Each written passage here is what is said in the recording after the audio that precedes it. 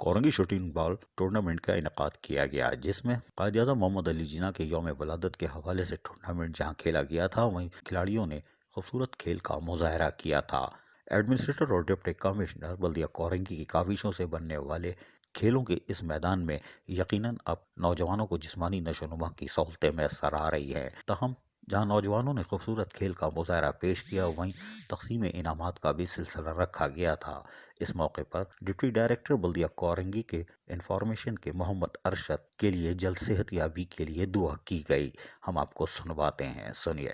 town میں ہمارے deputy director officer بھی ہیں،